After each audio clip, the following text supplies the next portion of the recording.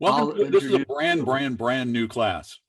Real investing, less taxing, because we believe in something that's unique in the industry, and that is a thing we call real investing, which is a science-based approach to building money.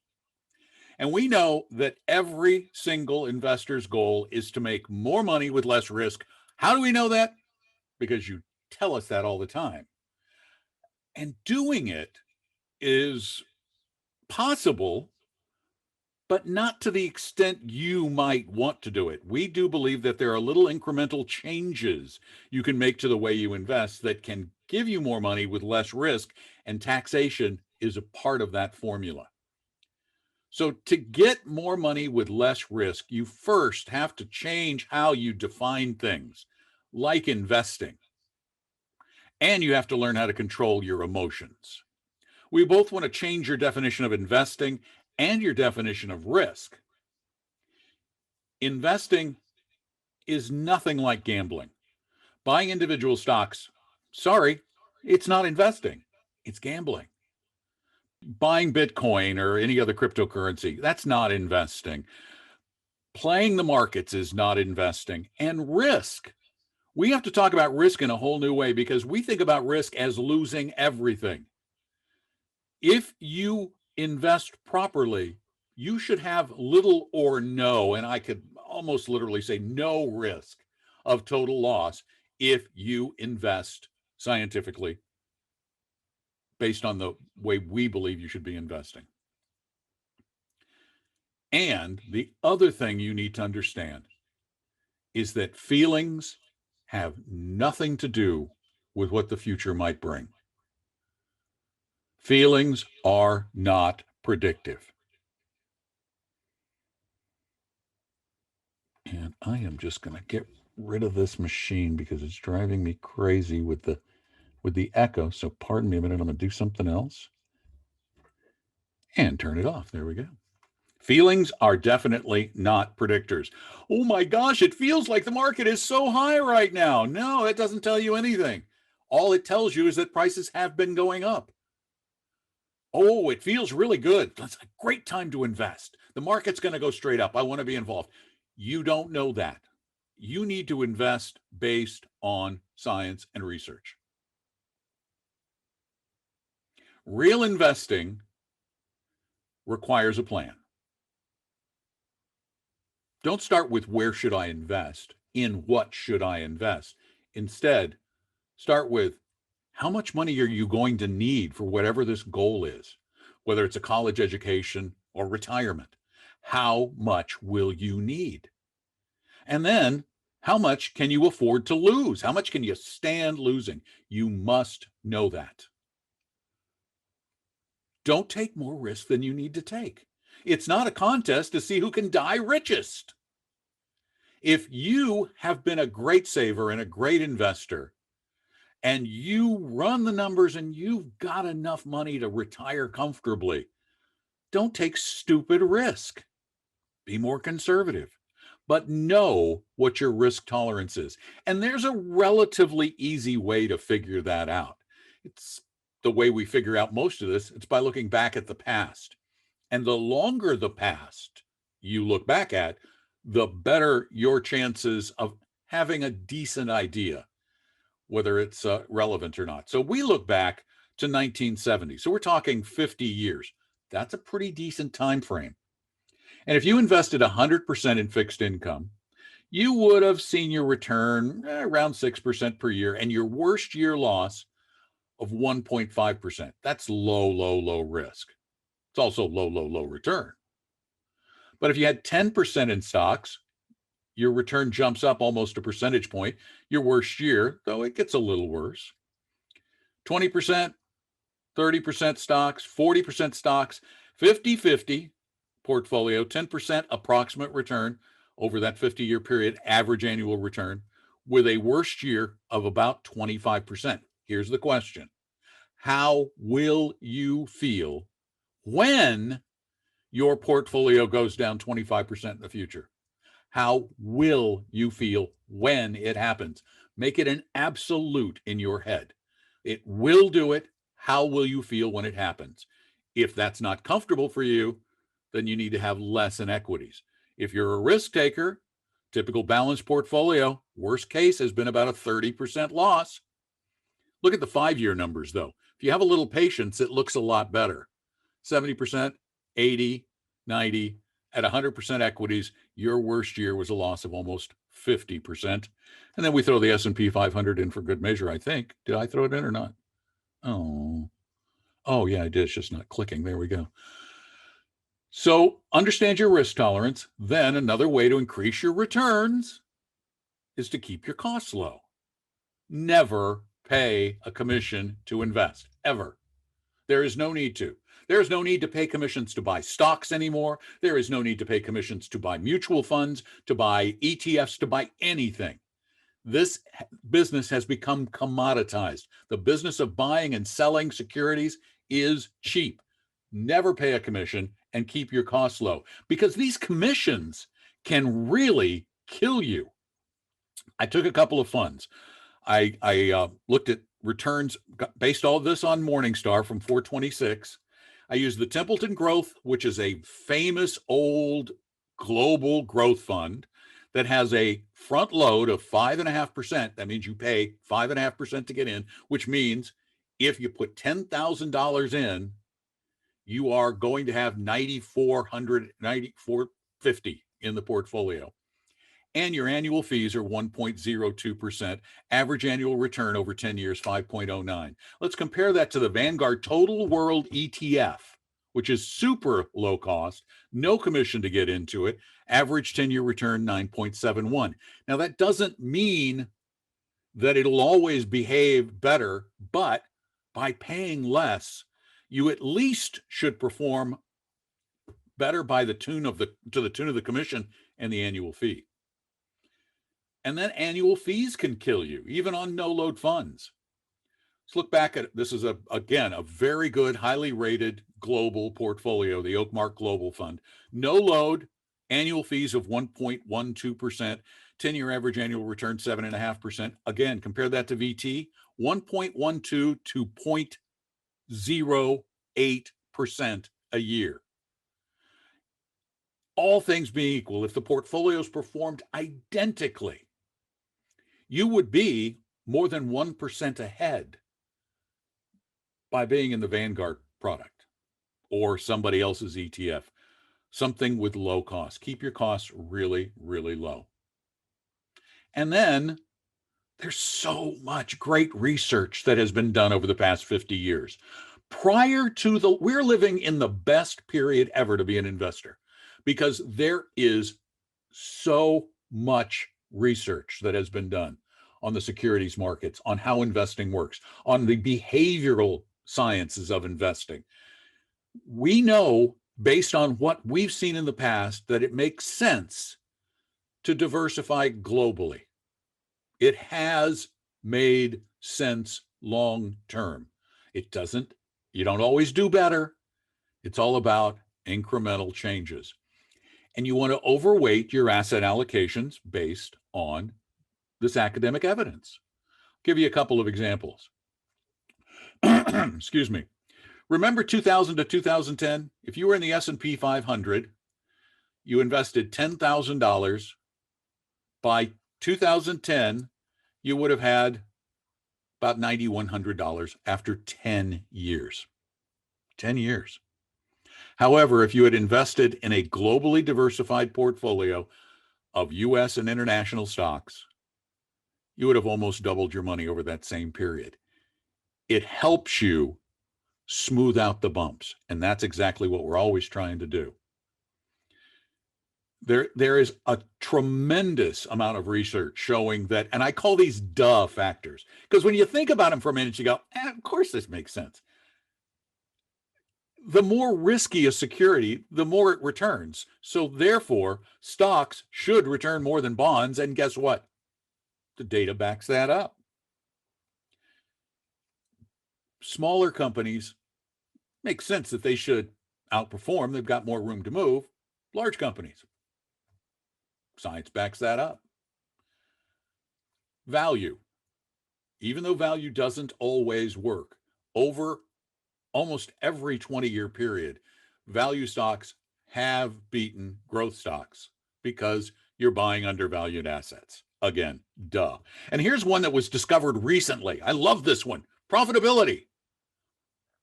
The more profitable a company is, the more money it's been shown to make. And then there are a couple of things for bonds too, which again are kind of duh things. The longer the term, the more the bond makes, but the more risk you take. And the lower the quality, the higher the returns. All pretty much duh factors, but they should help you determine how to change your weightings in your portfolio to improve your returns. And then there are taxes, and that's why we created this. And now it's Tom's turn. Thank you, Don. And I just want to go back very quickly to those of you who do not know us. Of course, we have the Talking Real Money podcast, which we try now to do almost daily. We hope you'll join us for that. If you're a client of ours, thank you for joining us. Those may not be familiar with our work. Our company is Vestry by Appella. We manage about 620 million for our clients in, I think it's 30 odd states. We're now part of an organization. I mentioned Appella that manages about 1.9 billion. And it's been a great relationship so far. It's all working very well. And thank you for joining us today. So we try to do these classes infrequently, more frequently than maybe you want to see us, but thank you for joining us. We're going to have something again in October. And of course, Retire Meet, our biggest.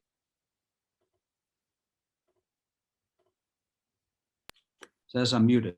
I hope you can hear me now. So let's talk a little bit about taxes and investing. Here's the way we look at it. Generally speaking, most people pay no attention to how much money they're paying in taxes on their investments. They're simply out to make money. And they're paying taxes. You may be paying taxes that you do not have to. And those things are easy to fix. We're going to talk about a couple of them today. Then on the other part of the equation, we find people that way overthink taxes. They make something and then they say, oh, well, how can I avoid paying tax on that? What product can I buy so I never have to pay tax on it? None. They end up sort of, and the expression here is they let the tail wag the dog. They end up doing everything they possibly can to avoid paying capital gains taxes, for example. And instead of sort of moving on, paying the tax, they end up usually in a very expensive, illiquid, tricky investment that doesn't make sense. So they ended up getting into that to avoid taxes, and it was not a good idea.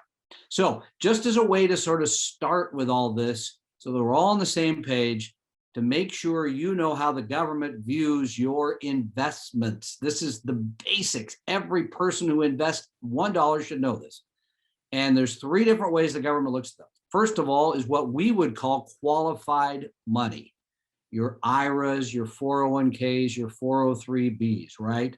This is money that comes out of your paycheck or you have not paid tax on it and goes into an account. Then everything that happens in there is tax deferred. You can trade, you can have huge gains, you can sell those things and buy other things. All that activity inside of qualified accounts has no impact on your current tax situation. The only time you pay tax on that is when you take the money out, and you're going to pay that as regular income tax, which, as you may know, in today's tax code is higher than generally would have in a capital gains tax. Capital gains tax is today 15 or 20%. You might pay the surcharge of 3.8. President last night proposed an increase in the capital gains tax, but only for people that make $1 million. He wants to raise that to the highest personal rate, over 40%. So if you make $1 million or more, please call Don directly after all this and we'll talk. No, I'm kidding, but you may be paying higher capital gains taxes. That's number one. That's almost, by the way, half of America's money today. It used to be way more was in the non-qualified down at the bottom, but people have grown their retirement savings. So that's great. The next line is Roth. Roth was set up in 1997, and you can have a Roth IRA or a Roth 401k. Roth, I truly think, is the greatest invention since sliced bread, air travel, maybe freedom. I mean, because here, look at the advantages it gives you. You put money in that you already paid tax on in whatever manner you paid tax. Then all of the growth inside of that portfolio, a Roth 401k or a Roth IRA, grows tax free. And you do not have to take it out with required minimum distributions at age 72 as you have to with the 401k or IRA. And you can leave it to the next generation tax free. Here's a couple things I think about the Roth. Any young person in your family, kid, grandkid, should immediately upon having earned income, that could be W-2 or other, should immediately have a Roth IRA, even if they already spend the money. You put the money in. Just had a friend over the other day. His son is, I think, 19, made $5,000 last year. And I asked his dad, I said, did you fund his Roth IRA? No, I didn't have a great year. I said, you had a better year than he did. You should really put the money in. Remember, you can set aside $6,000 in a Roth IRA. You can only put in as much as you've earned in that year. Plus, for us old people over the age of 50, you can add 1,000. So you could do the Roth IRA. And by the way, the good news on the Roth is you could still do one for 2020.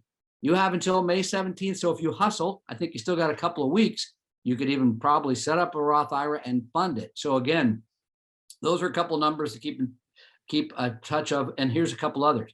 In terms of the income limits, if you're a couple that makes more than $208,000 a year, you cannot fund Roth IRAs for either one of you. You could, in your employer plan, do a Roth 401k. There is no income limit. And if you're single, an individual, the limit is $140,000.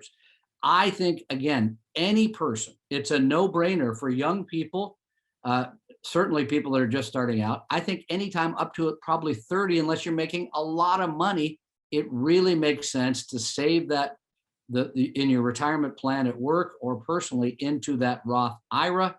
And remember, the Roth 401k, you can put in 19,500 under 50 and then another 5,500 over that. So Roth, and we went quickly past the last line, which is the non-qualified, regular brokerage accounts, that kind of thing. And again, that money inside of there, you need to be sensitive to, because any capital gains you have there or dividends, stuff that happens inside of it is going to be taxed accordingly. When you take it out, you're only going to pay, if you've had gains, the capital gains tax. But there's reasons we'll talk about here in a couple of minutes to treat that differently in terms of your investments. So again, what we're talking about is qualified money, Roth money, and non-qualified or brokerage type of money.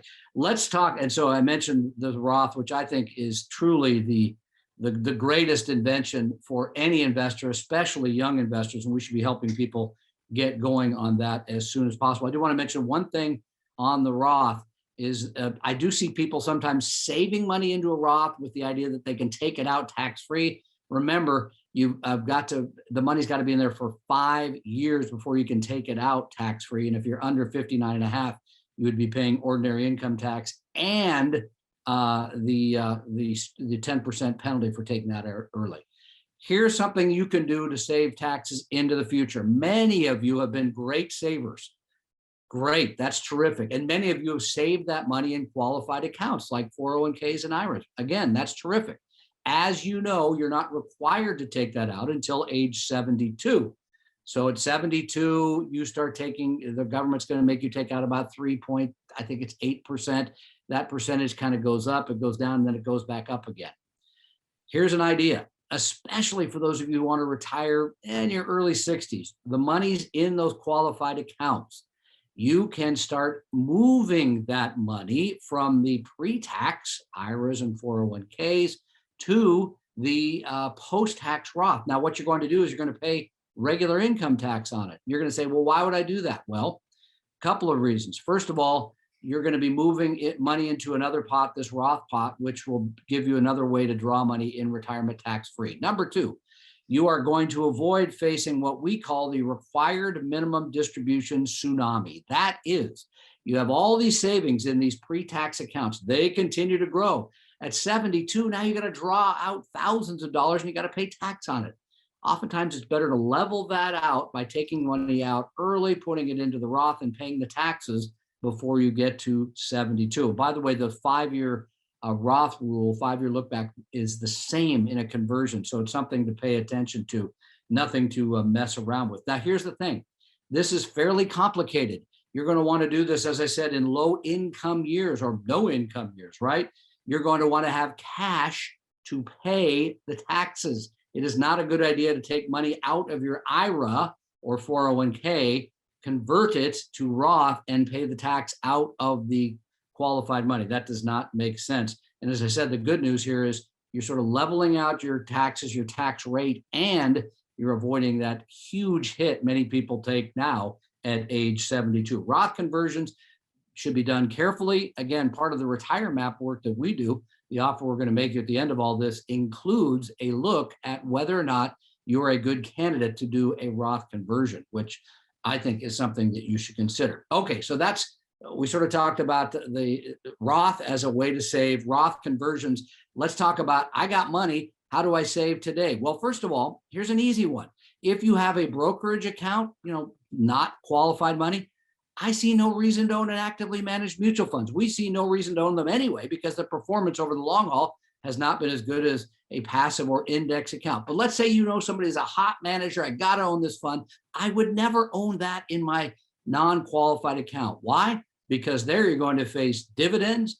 You got to pay taxes on those. You're going to face capital gains, especially if it's an active fund that has a high turnover. You're going to be seeing them buying and selling. The manager cares not about taxes. Absolutely not. So we don't think you should own that at all, but let's assume you do. Okay, that probably should go generally in a qualified account so that you don't face that. But here's another way to look at your assets. Bonds are better off in IRAs and 401ks because the interest they pay will not be taxable. There's no tax on anything there, as I said, until you take the money out and pay ordinary income tax. Stocks make more sense to hold in taxable accounts because, again, you're just letting them grow. The growth you would expect would be greater, right? Because stocks have made more over time than bonds. And then as you draw them out, you're only paying the capital gains tax. Asset location. A couple things, by the way, never to hold in a taxable account include things like real estate investment trusts or tips, because those are very taxable. You're going to end up paying taxes on those things, and doesn't make sense. You just simply hold those in an IRA or 401k. Location truly is important. And by the way, here's another tip. With your Roth, I would have the riskiest assets in your Roth IRAs and 401ks. For example, things like US small cap value, international small cap value, emerging markets value, the things that have made more over time. They're riskier, they bounce up and down, but you're going to want to hold them there because the idea would be you make more money with there. Okay, so, and then here's another idea. The types of products that you use is very important, absolutely critical. I mentioned we don't believe in active mutual funds or active exchange traded funds for that matter. We do believe in passive indexes. The portfolio the portfolio that we did a class with Paul this morning. The one that Don just showed you is fairly tax efficient because it's operated in an index or passive style. There's not a lot of buying and selling. The turnover is pretty light. That helps. But here's another product that we think is great and makes a ton of sense, especially in non-qualified accounts: exchange traded funds. They're similar to mutual funds. They're a basket of securities, but due to the structure, they do not have to distribute those capital gains because they're actually selling one share from one party to another instead of creating new ones. It works out better for the investor. And now exchange traded portfolios are cheaper, they're more tax efficient, and you can get terrific work. We like the work at Avantis.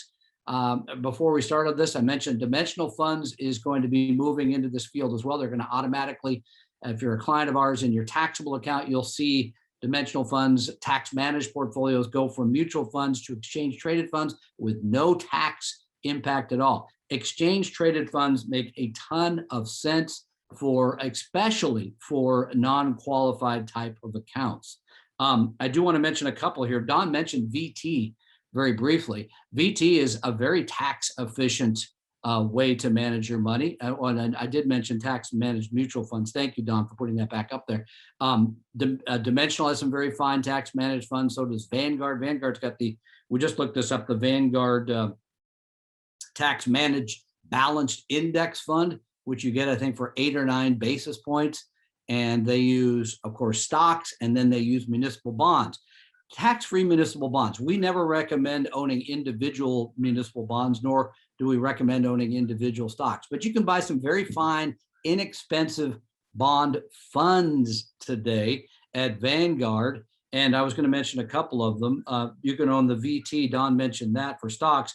You can own the BND for bonds. That gives you, again, you could balance the portfolio between stocks and bonds with those 2 exchange traded funds. The Vanguard Tax Managed Balanced Index Fund, VTMFX, that's about half in stocks, half in bonds, very tax efficient. Municipal bonds can make sense, but again, you have to have a fairly high tax bracket to really make that make sense. Because remember, there's a difference in the interest that they pay in municipal bonds versus regular bonds to entice you to put money in those municipal bonds.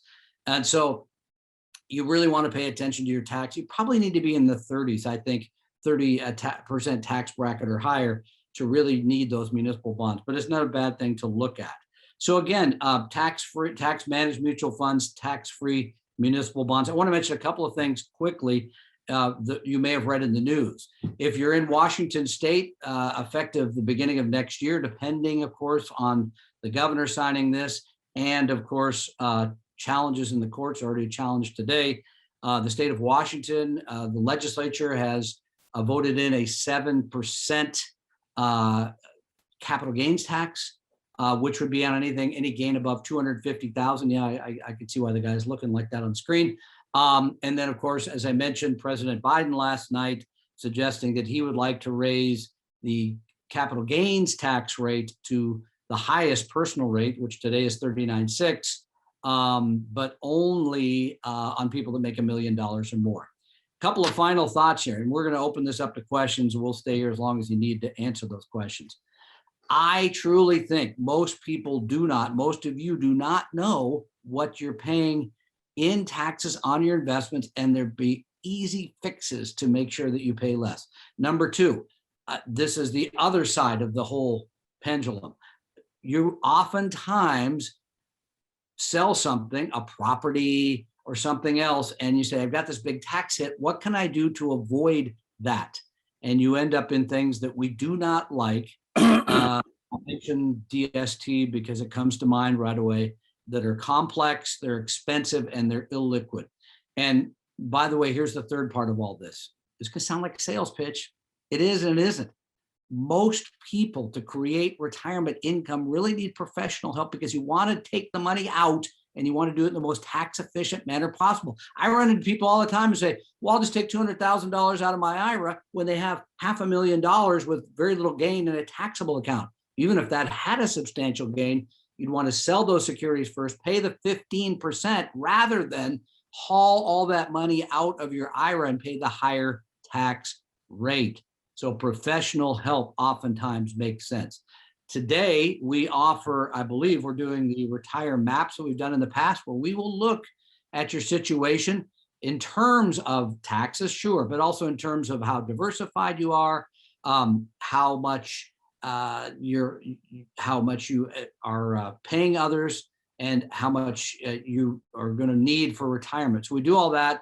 It's a consultation with one of our advisors. We actually use a great software and all this, and we offer that for $99 because you came today. And we're doing we're getting a copy of Larry's book with that too. Yeah, but you're ahead of the game. We're not there yet. I'm always ahead of the game. Okay, here we go. I'm going to let you take over this part. Well, again, it's why it's so valuable to have somebody who is a true fiduciary advisor, not somebody who's getting paid by commission, but somebody who's a registered investment advisor who charges reasonable fees to guide you through these processes.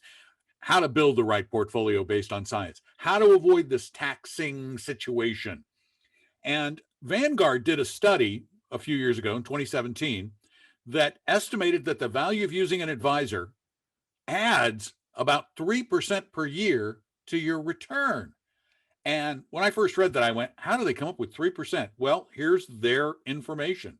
By building a portfolio with the right diversification, by keeping expenses low, by rebalancing regularly, keeping you from doing dumb things, controlling your emotions, proper asset allocation, which includes proper taxable allocation, income strategies, again, which includes taxable strategies, all of that added up to about 3% more per year over and above what these people charge. So you want somebody who doesn't charge much, so the effect is greater, which is why we believe that everybody should be working with an advisor at some point in their life. You can do it yourself for a while, but eventually you're going to need one. And we also believe that everybody needs some sort of a plan, even if it's a basic plan like my retire map, which is not a full financial plan. Those are about $1,500. But we've been doing my retirement road or my retire map for many years under various names, and we sell it for 199 bucks. Excuse me, really hoarse from all the talking I've done today. You'll sit down with an advisor. They'll go over your portfolio. They'll look at what you own. They'll look at your asset allocation. They'll look at your tax situation. They'll look at your income situation in retirement and give you an idea whether you're on course to a comfortable future or whether you need to change course a little bit. And when we do one of these classes, because you understand better, we're going to give you $100 off that. It's only $99. You can sign up at talkingrealmoney.com. And if you use the discount code REAL, REAL, you'll get the $100 off. And you'll also get a free copy of Larry Swedrow's book, The Successful and Secure Retirement book you see up there in the corner. I think is the most comprehensive look at all of the issues you are likely to face in retirement, because it includes not just the money, not just the insurance, not the estate planning, all those things. It also talks about having purpose in retirement, which is something that we see people not thinking through before they get there. It's a compendium. I read it a couple of years ago, and they allowed us to write a brief forward and be part of kind of the second edition. It's not. Does that say forward by Tom Cock and Don McDonald? No. Oh, pardon me. Okay. Well, but let's. Although, I'm going to come. Although, who helped you write it? I'm going to even come clean. I wrote it, and then Don rewrote it, and I think there were still 3 or 4 words that I put in the original one. So I'm giving you full credit. It was well written by you. It's a wonderful book. The Retire Map, honestly, is some of the best work we do too, because it really helps you look at the weaknesses, the things you had not thought through. So it's a wonderful opportunity, and you get your own advisor to go through all that with you to use the software. It's a terrific deal. So take advantage of it. Own advisor. Wow. So just go to talkingrealmoney.com after we're all done here, and stick around for now, and use that discount code REAL when you order it, and you'll get $100 off, and you'll get a copy of Larry's book sent to you while supplies last, because we only have a limited supply of those, right? Yeah, it's like lunch. It may or may not show up.